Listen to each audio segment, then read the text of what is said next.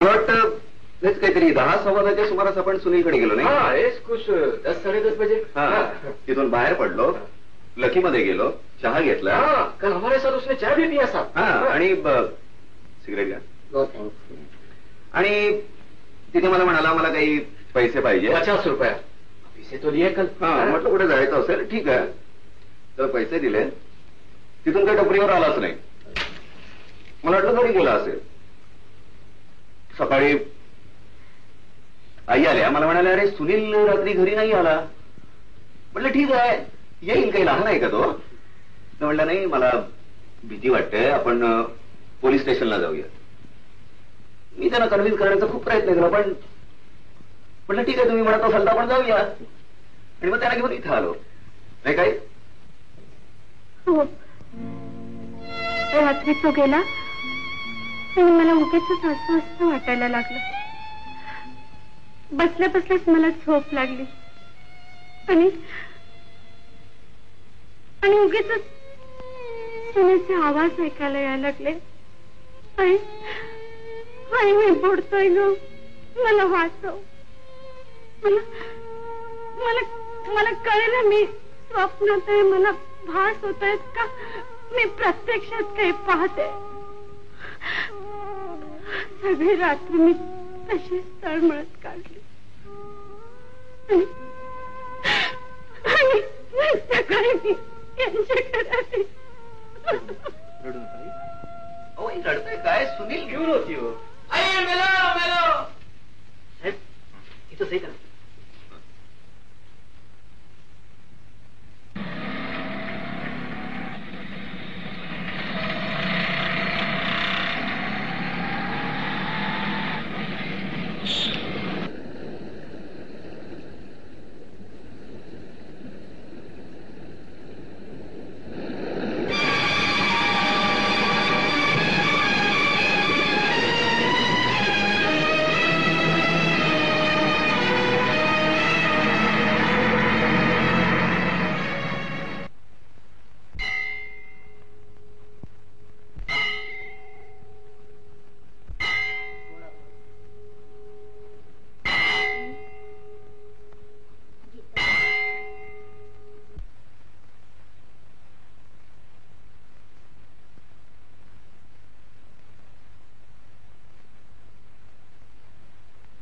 कोण आपण? मी गीता, सुनीलची भावी. थांबा, रडू नका. साहेब मला सुनीलला बघायचंय, अखेरचं. तुम्ही पाहू शकाल, दुःख आवरू शकाल. हो. चला.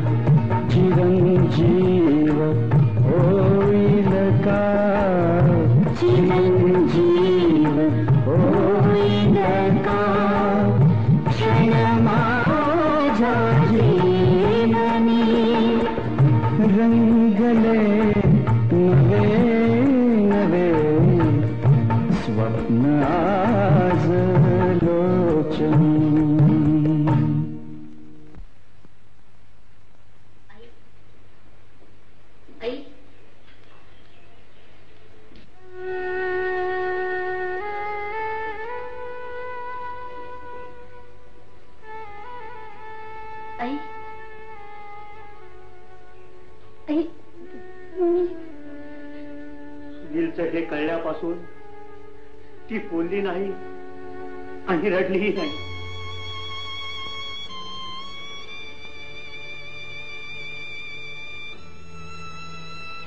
आई, तुमचा सुनील केला हो, परत कधी न येण्यासाठी. आता हे जन्मभर भोगायचं तुम्हाला, मला.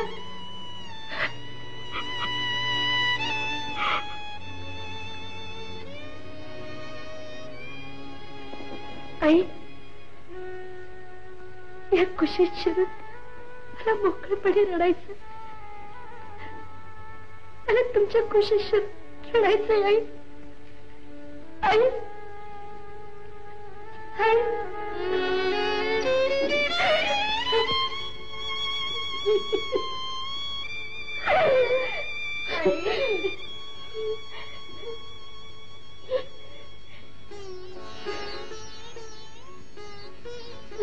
सगळं अपुरं राहिलं.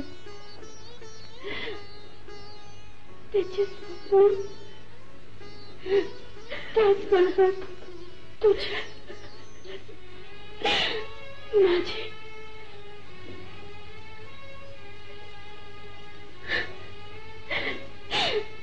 हे चित्र बसपुरे शेवटी अपुरंच राहिलं. आई,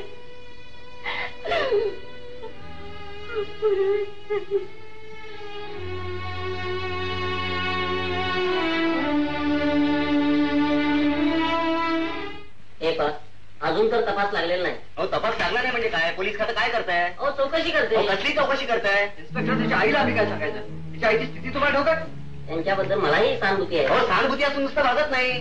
ते पुण्यामध्ये 5-7 खून झाले, ते उंगडातून भीतत पडले, त्याचं काय? काय राव, ते खून आम्हीच केल्यासारखं बोलतो. खून नाही तुम्ही केले, पण चौकशी करू शकता, तपास करू शकता.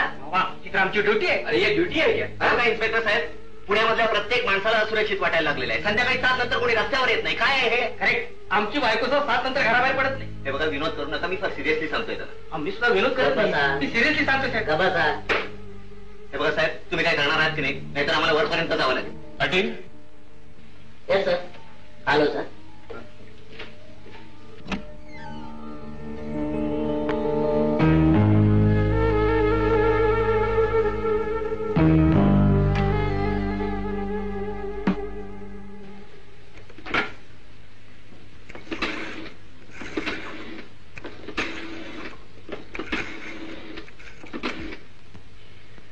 हॅलो हॅलो हॅलो, मी SR पाटील बोलतोय. अच्छा सर. काय म्हणता, तुम्ही सापडले? काय तुम्ही सापडले? तुमच्या केस बद्दल नाही, दुसऱ्या केस नाही. असं ठीक आहे, बरं. Okay okay.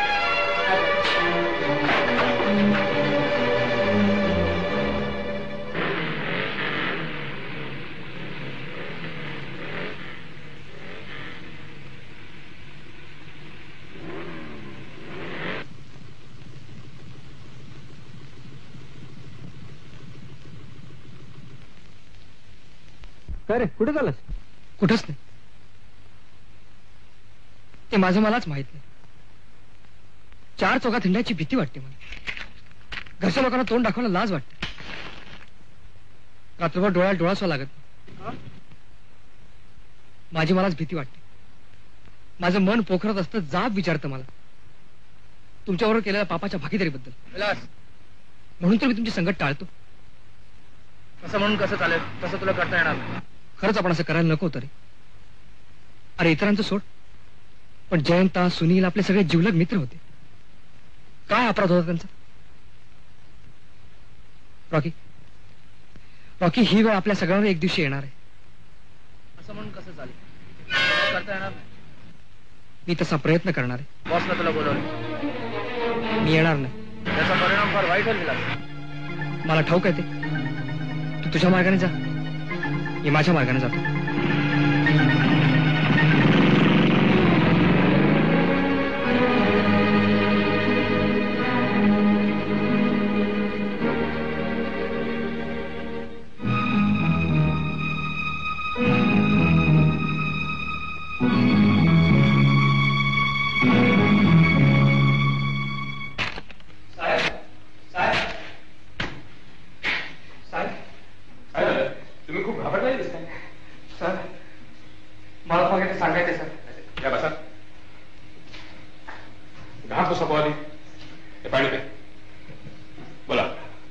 काय सांगायचं तुम्हाला? साहेब, पुण्यात झालेल्या 10 खुनासंबंधी तुम्हाला काहीतरी सांगायचं होतं मला. 10 खून? पण खून तर 9 झालेत. पण जयंत, त्याचाही खून झाला आणि त्याचं प्रेत नाही. मला काही सांगायचं नाही तुम्हाला. मला काही सांगायचं नाही. तुम्हाला सांगावंच लागेल. नाही, मी तुम्हाला काही सांगितलं तर ते मलाही मारून टाकतील.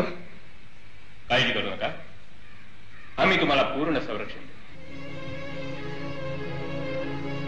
जयंतचं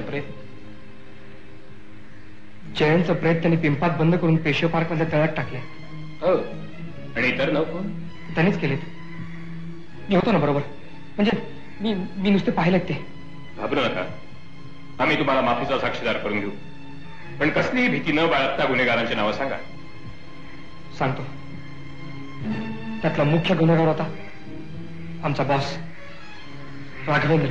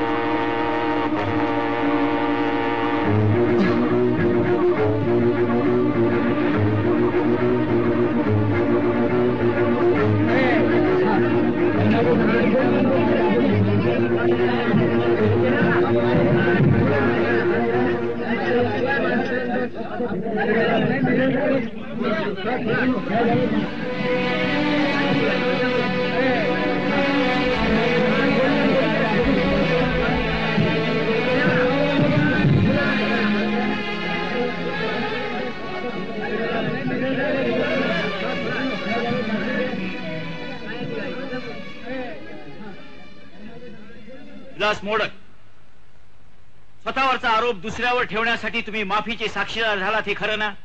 हे खोटं आहे साहेब. खोटं नाही, हे खरं आहे मिलॉर्ड. जयंतला राघवेंद्रच्या टपरीत बोलवून तुम्ही त्याचा खून केलाय. नाही, हे साफ खोटं आहे साहेब. जयंतचा खून राघवेंद्र, रॉकी आणि प्रदीपने केला आणि ती घटना मी माझ्या डोळ्यांनी पाहिली. याचा अर्थ असा की तुम्ही खून झाला तेव्हा तिथं हजर होतात. होय. मग इतके दिवस तुम्ही ही गोष्ट पोलिसापासून का लपवून ठेवलीत? कारण या सगळ्या प्रकारांनी मी अतिशय घाबरलो होतो आणि राघवेंद्रने आम्हा सगळ्यांना धमकी दिली होती की जो कोणी बोलेल त्याची पण जयंत सारखीच गत होईल, त्यालाही तसंच पिंपात कोंबलं जाईल. म्हणून तुम्ही तुमचं तोंड बंद ठेवलं? होय. मिस्टर मोडक, तुम्ही आता जे सगळं सांगितलं ते तसंच घडलंय, हे खरं ना? होय. This point should be noted down your honour. कारण यापूर्वी पोलीस आणि मॅजिस्ट्रेट यांच्या समोर सदर साक्षीदारांना दिलेला जबाब अगदी उलटा आहे. आरोपी राघवेंद्रनं फासाचा दोर ओढला असं तुम्ही पोलिसांना दिलेल्या जबानीत का नाही सांगितलं? ते चुकून राहिलं साहेब. असं? बरं, आता मला असं सांगा, पेशवे पार्कात तुम्ही पोहोचला तेव्हा तिथं अंधार होता का? होय. मकर संक्रांतीला पूर्ण चंद्र असतो माहित नाही वाटतं तुम्हाला? ते मला माहित नाही साहेब. Order, order. तुम्ही आरोपी बरोबर तिथं गेलात, तुम्ही वॉच ठेवलात, आणखी काय काय केलं तुम्ही? जे काय केलं ते मी सगळं सांगितलंय साहेब. खोटं बोलताय तुम्ही. तुम्ही सांगताय त्यापेक्षा या गुन्ह्यामध्ये कितीतरी मोठा भाग तुमचा होता. साक्षीदाराला धमकाटी करण्यात येते. Objection sustained. Yes your honour. Mister Modak, तुमचे मामा पोलिसांचे मित्र असून त्यांच्या सांगण्यावरून तुम्ही ही खोटी साक्ष द्यायला तयार झाला, ते खरं ना? नाही, हे खोटं आहे साहेब. माझा मीच तयार झालो. पण पोलिसांकडे तुम्ही जबानी दिली की प्रत्येक गुन्ह्याच्या वेळेला तुम्ही तिथं हजर होतात. हो, पण तसा कुठल्याही गुन्ह्याशी माझा तसा कसलाही संबंध नव्हता. फक्त टेहळणी करणं, बंगल्यावरती नजर ठेवणं एवढीच माझी कामं होती. याचा अर्थ असा की प्रत्यक्ष घटना बंगल्याच्या आत काय घडली, कशी घडली हे तुम्ही स्वतःच्या डोळ्यांनी पाहिलेलं नाही. नाही, याची नोंद घ्यावी मिलॉर्ड.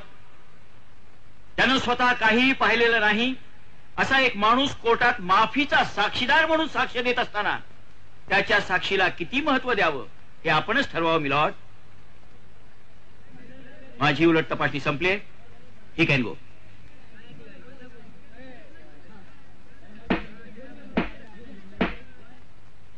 इन्स्पेक्टर जाधव, त्या दिवशी आरोपी राघवेंद्रला तुमच्या ताब्यात दिलं त्या दिवशी एकंदर किती पंचनामे करावे लागणार आहेत याची तुम्हाला कल्पना होती? नाही.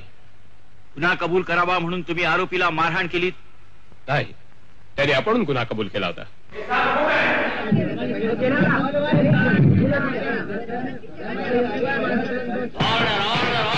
इन्स्पेक्टर जाधव, तुम्ही पंचनामा डिक्टेट केला होता? नाही, पंचाने आणि आम्ही मिळून जे पाहिलं दिसलं तेच पंचनाम्यात लिहिलं. अहो, असं कसं म्हणता? तुम्ही आधी पंचनामा लिहिलात आणि नंतर पंचांच्या सह्या घेतल्यात, खरंय नाही? ऑब्जेक्शन मिला. पुराव्याशिवाय असं विधान माझ्या विद्वान मित्रांना करता येणार नाही. Objection overrule. Proceed. Thank you your honour. Inspector Jadhav, अजून तुम्ही माझ्या प्रश्नाचं उत्तर दिलेलं नाही. याचा अर्थ असा की तुम्हाला माझं विधान मान्य आहे, खरंय की नाही? नाही, हे खरं नाही. आपण हवं तर पंचांची साक्ष काढू शकता. ती आम्ही काढूच हो. एनिवे, इन्स्पेक्टर जाधव, राघवेंद्रच्या टपरीत जप्त केलेल्या मालातील वस्तू तुम्ही ओळखू शकता? अर्थात. हीच ती तुम्ही जप्त केलेली मूर्ती? हो. तुमची खात्री आहे? हो. याची नोंद घ्यावी युअर ऑनर. ही जप्त केलेली मूर्ती नाही, ही मी माझ्या घरून आणलेली मूर्ती आहे. That's all your honour. He can गो.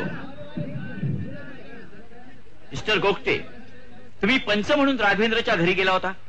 होय. बरं, तिथं जप्त केलेल्या मालाला काही सीलं वगैरे ठोकली होती का? आठवत नाही. ठीक आहे. उरलेल्या मालाला काही लेबलं वगैरे चिकटवली होती? तेही आठवत नाही. बरं, मला सांगा, तिथे एक कॅश बॉक्स जप्त केली होती का? कॅश बॉक्स होती. तिचा रंग काय होता? आठवत नाही. मिस्टर गोगटे, अहो, तुम्ही पंच म्हणून साक्षीदाराच्या पिंजऱ्यात उभे आहात हे तरी तुम्हाला आठवतंय का?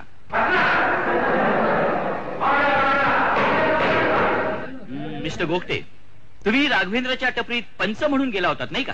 होय. टपरीची उंची किती होती? अहो वकील साहेब, जिथं माझी उंची मला माहित नाही तिथं टपरीची उंची कशी माहित असणार?